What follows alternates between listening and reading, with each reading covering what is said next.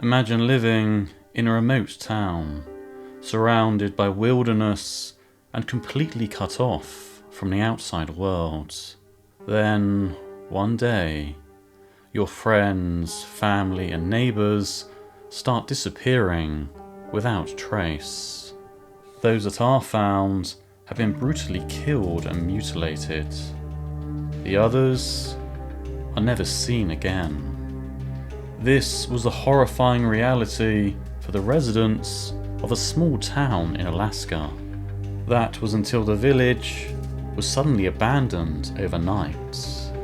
They left behind a mystery that continues to this day.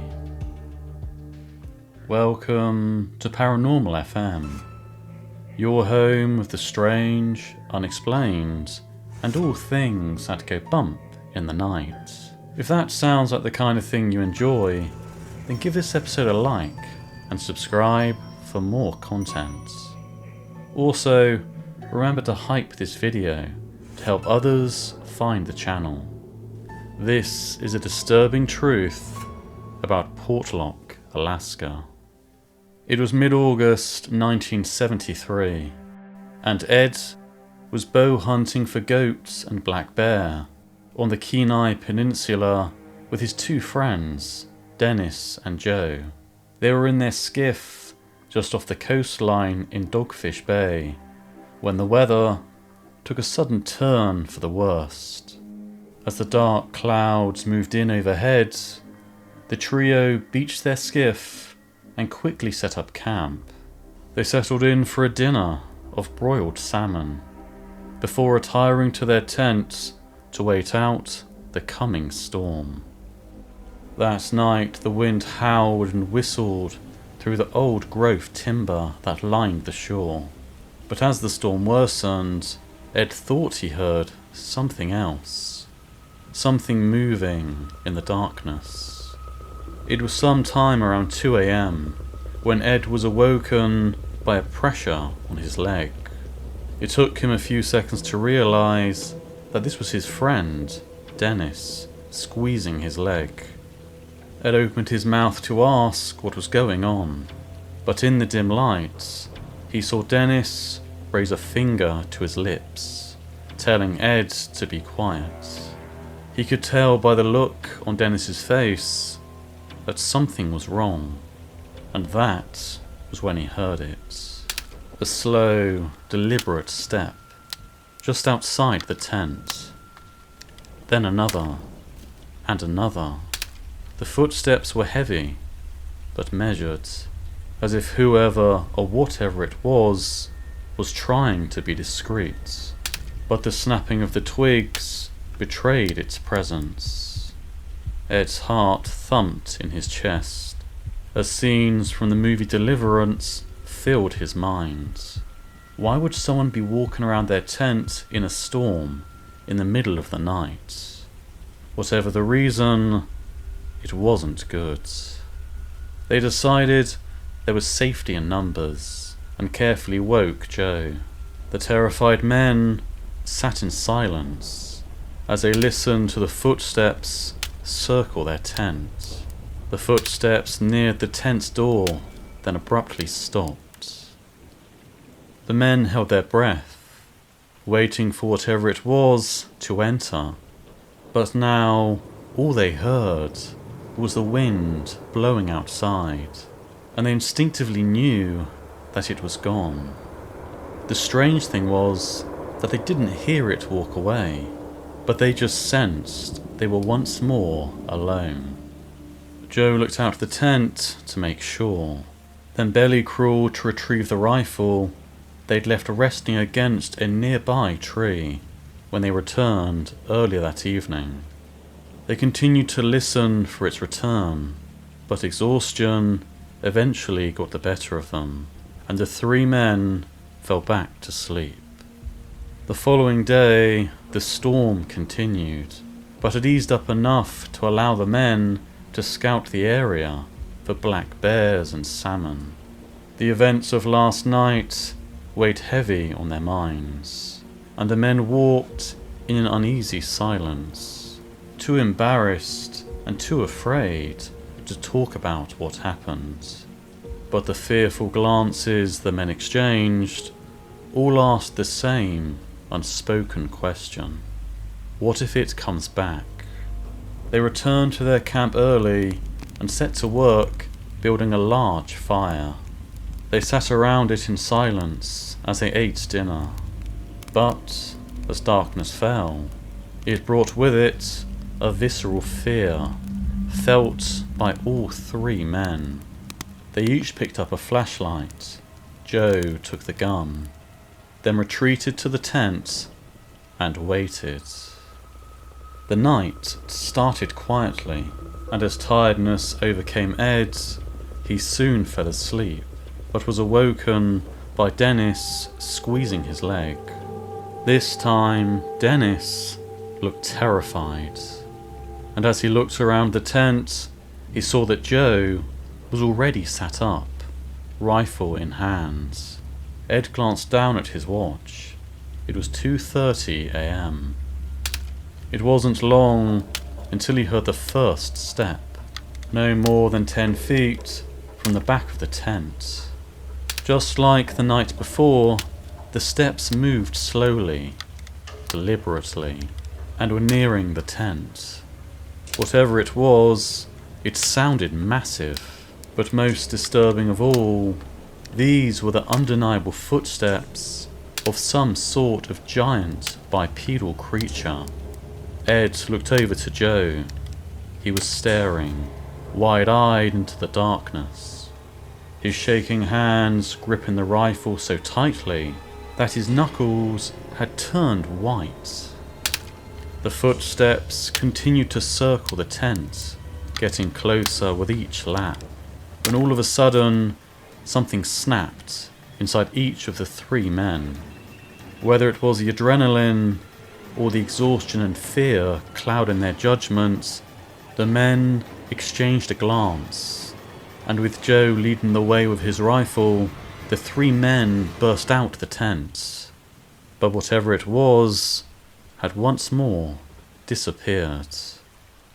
They stared desperately into the night, and the darkness of the Alaskan wilderness stared silently back.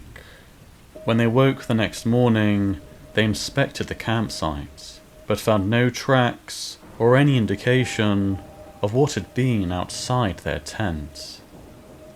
The weather had improved slightly, but not enough for them to leave.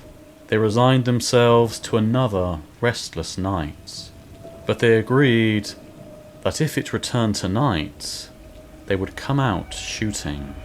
They spent the entire night anxiously waiting for the creature's return, but it never came, and the breaking dawn heralded a break in the weather, and the three men quickly packed up their belongings and left.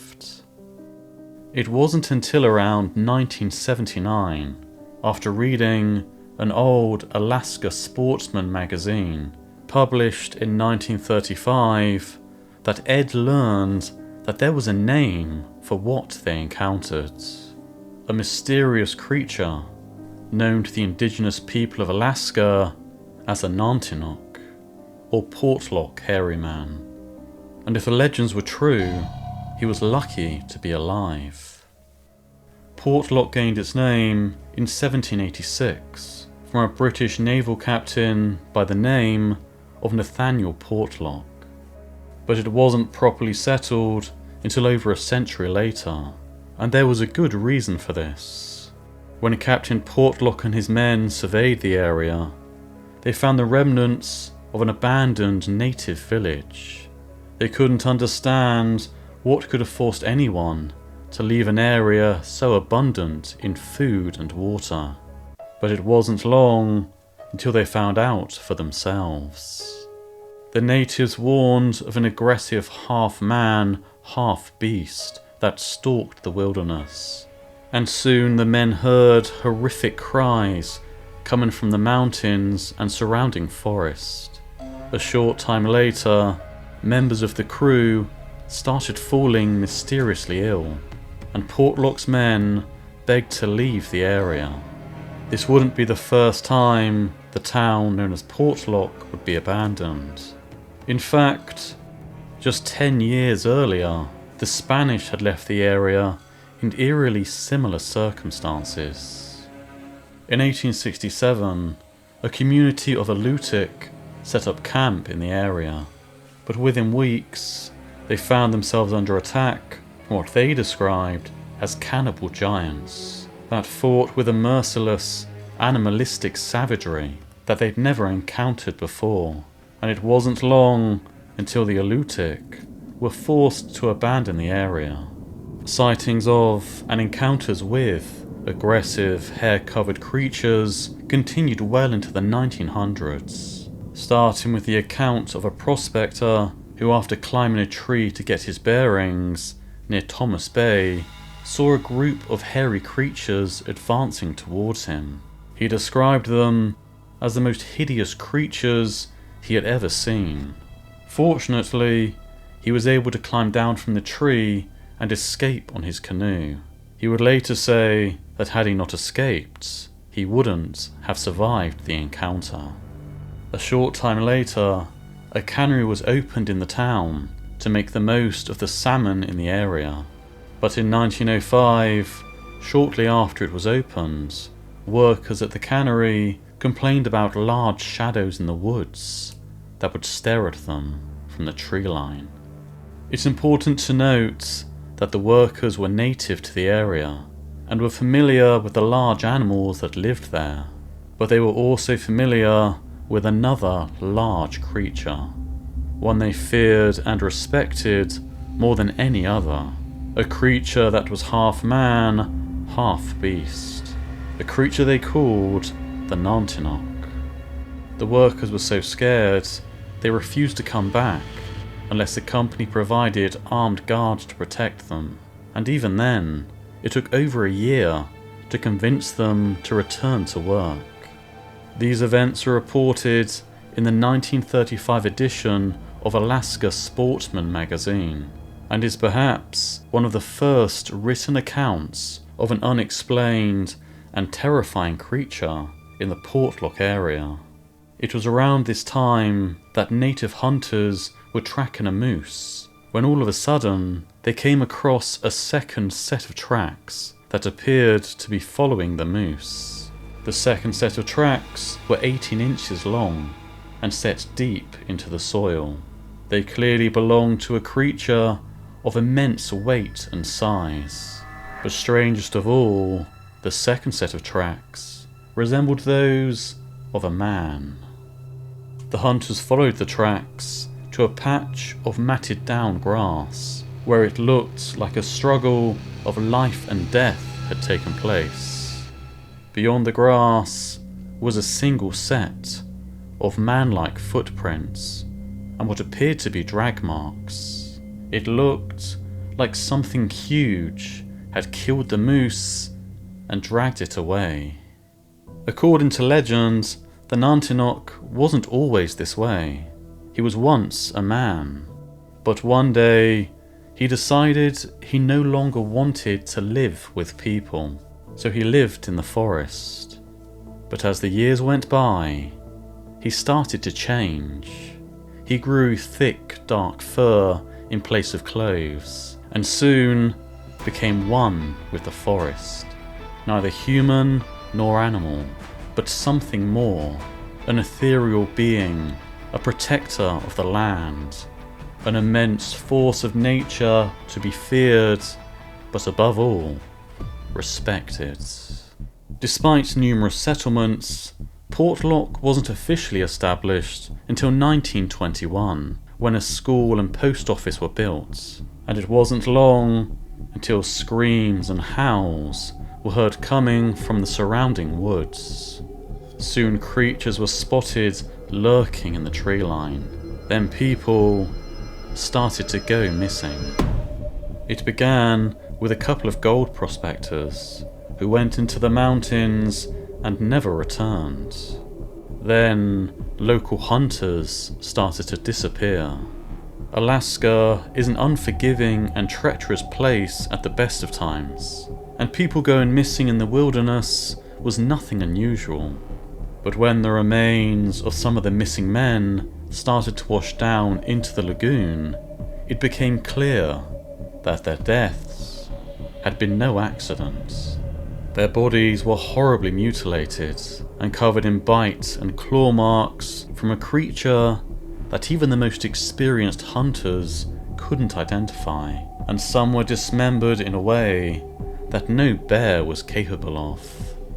Then, on one foggy night, something came into the town and broke into the cannery. The town decided it was necessary to introduce safety measures to keep the people safe. These included the implementation of curfews, armed guards patrolling the streets at night, but above all else, no one was allowed to enter the forest alone. But a few months later, the townspeople's worst fears were confirmed when a hunting party returned with a mortally wounded man by the name of Albert Petka. According to Petka, he was out hunting with his dogs when a huge, hairy figure emerged from the trees and charged at him. He raised his rifle to defend himself, but the creature was already on top of him. It struck him in the chest with such force that he was sent flying backwards. But fortunately, his dogs chased the creature away before it could continue its attack. Petka died of his wounds a few days later, and while the doctors were at a loss to explain what happened, the residents of Portlock knew there was only one thing that could be responsible for his death: the Nantinaq. Residents continued to go missing, but in 1931, a particularly disturbing and unsettling incident took place that led to the first serious murmurings about leaving the town.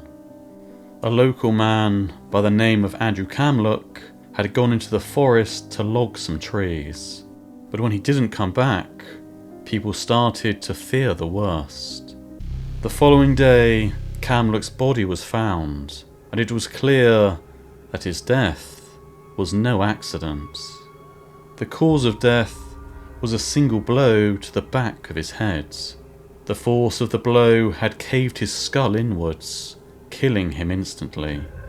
And around 10 feet away, they found the murder weapon. It was a huge piece of logging equipment.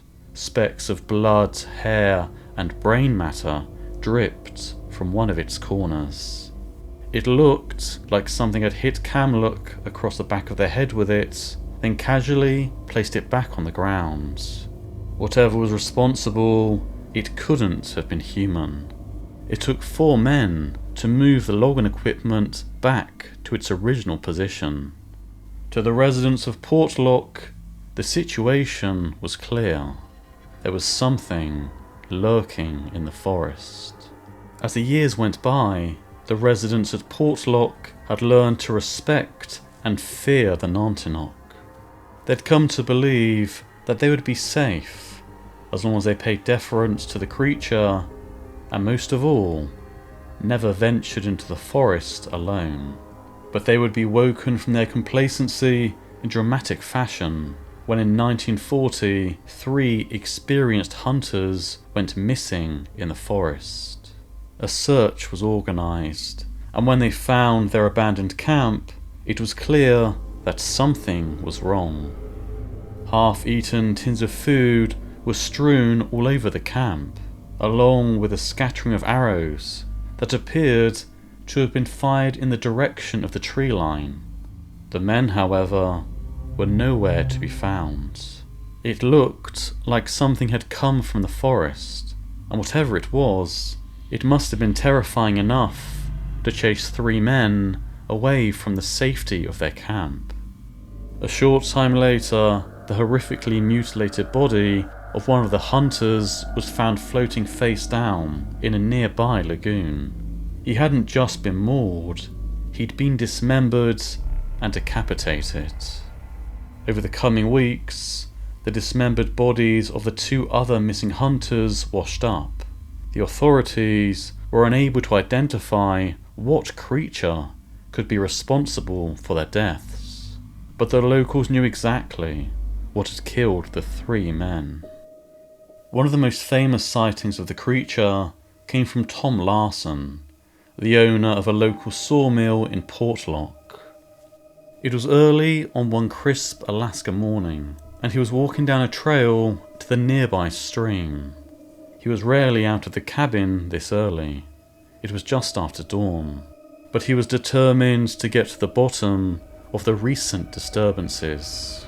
In the last few weeks, he'd noticed something had been raiding his fishing traps, and no matter what he did to secure them, it always found a way to access the fish inside. He was approaching the creek where he placed his first trap when he saw movement on the bank. A large black bear was hunched over what he assumed to be one of his fish traps. He felt a strange mixture of satisfaction and anger as he watched it. Satisfaction at finally catching it in the act, and anger at its audacity.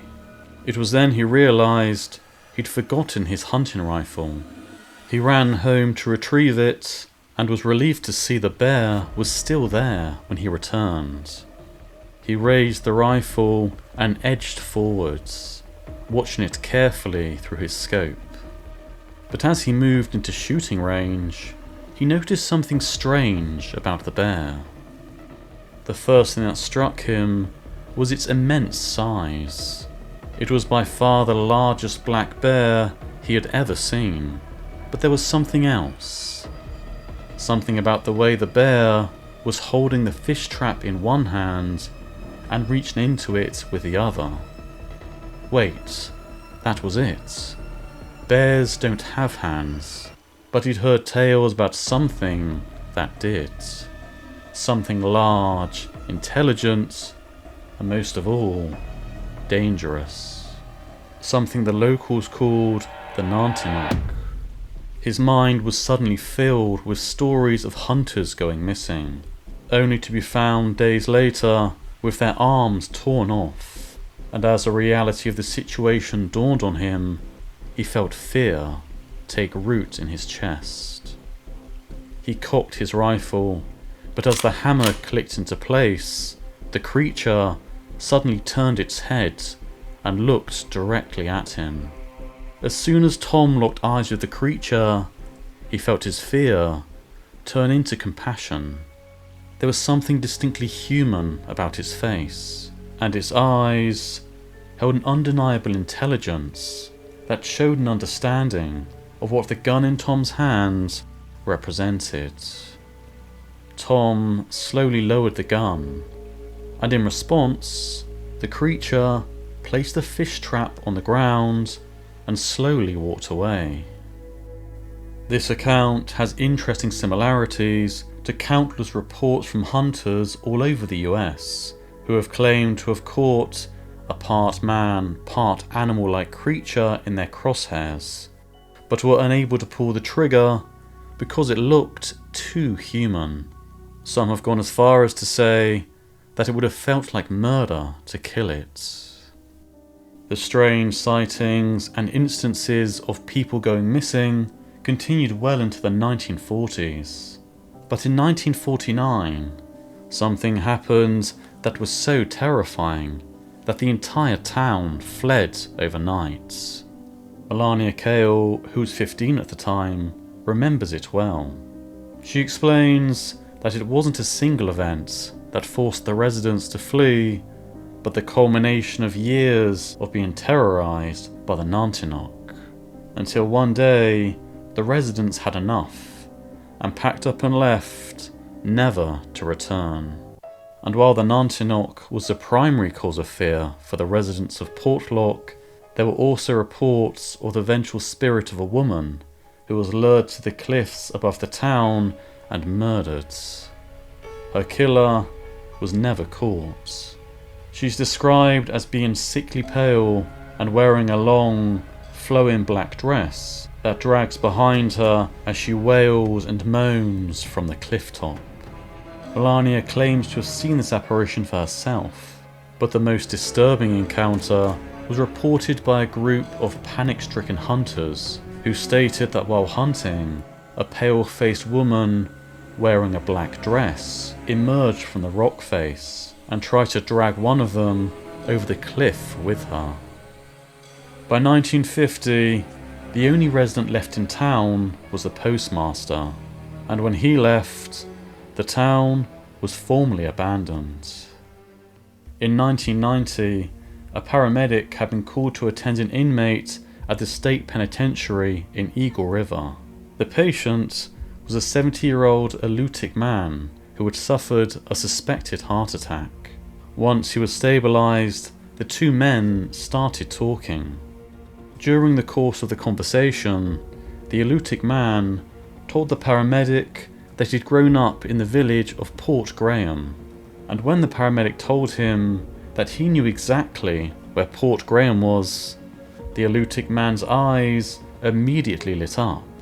The paramedic explained that he passed Port Graham while on a fishing trip with his friends to a place called Dogfish Bay, not far from Portlock. As soon as he mentioned Portlock, the Alutiiq man became irate and suddenly sat up and grabbed the front of the paramedic's shirt and demanded to know if it had bothered him. The hairs on the back of the paramedic's neck stood up. He knew exactly what it was. The old man then explained that he and his brother also had an encounter with it, and that it chased them away while they were hunting in the area. Reported sightings of a creature matching the descriptions of the Nantinaq has continued to this day, and the intrigue around the abandonment of Portlock has gained significant traction in recent years, with release of shows like Alaskan Killer Bigfoot, and In Search of the Port Chatham Hairy Man. But, as with all cases like this, there is no shortage of controversy, and this is no exception. So let's review the theories about what really happened. It's been argued that many of the deaths in Portlock can be explained by workplace accidents. Logging, mining and construction work is frequently reported as among the most dangerous occupations, and just so happened to be among the most common occupations in Portlock at the time. When you throw in non-existent health and safety regulations and combine it with the reality of living in the middle of an untapped and treacherous wilderness filled of predators like bears and wolves, a higher than average death rate, while unfortunate, is far from mysterious or suspicious. And for all the stories of horrific deaths and mutilated corpses, nothing like this was ever reported in any of the local newspapers. Every day in Portlock would have been a slow news day, so it's incredibly unlikely that strange deaths wouldn't get a mention. So if there are no reports of violent deaths in the newspapers, where do the stories of these horrific deaths come from? A large part of the lore surrounding the abandonment of Portlock comes courtesy of Melania Cale, and one of the reasons her story is so influential is because she was in Portlock at the time it was abandoned. There's just one problem. Melania's cousin, a woman called Sally Ash, has since admitted that the stories about the Nantinaq killing people was completely made up. Apparently Melania was tired of people constantly asking if there was some kind of killer creature stalking the residents of Portlock, so she just went along with it. To give you some indication of the confusion regarding Melania's accounts, it's often said that Andrew Kamluk, the logger who was reportedly killed by the Nantinaq in 1931, was her godfather. The problem with this is that by the time Melania was born in 1934, Andrew Kamluk had been dead for 3 years. So if the residents of Portlock weren't being terrorised by the Nantinaq, why did they leave? It turns out there's a far more mundane reason for the abandonment of Portlock, and it was a construction of highway Alaska Route 1. Alaska was brought closer to us with the building of the Alaska Highway in 1942. Built with the cooperation of our Canadian neighbours, This famous highway connects with the Canadian roads at Dawson Creek, thus completing the first land route between Alaska and our other states. The new highway connected Anchorage with the smaller towns along the peninsula, which meant that towns that remained only accessible by boats, such as Portlock, was abandoned in favour of towns with better connections and therefore greater economic opportunities. So what does this mean for the existence of the Nantinaq? While it's fair to say that the Nantinaq wasn't responsible for the abandonment of Portlock, there are still centuries of reported sightings of the creature. Skeptics typically dismiss these as nothing more than a misidentified bear, but the vast majority of these sightings come from people indigenous to the area. This is significant because correctly identifying creatures was a matter of life and death to the Alaskan natives. They know the land and its animals with a level of intimacy modern observers couldn't possibly understand. So when they say they saw something they couldn't explain, we should listen. And while Sally Ash admits that her cousin made up the stories about the Nantinaq killing the residents of Portlock, she remains adamant that the Nantinaq exists. And if you're ever visiting Portlock, she warns, don't go out on a foggy day. That's when he's walking around. You could run into him, and you never know what he might do. That's all from Paranormal FM. Thank you for spending your evening with me. If you enjoyed this episode, please remember to like, share and subscribe, and hype this video so others can discover the channel. And be sure to join me next time.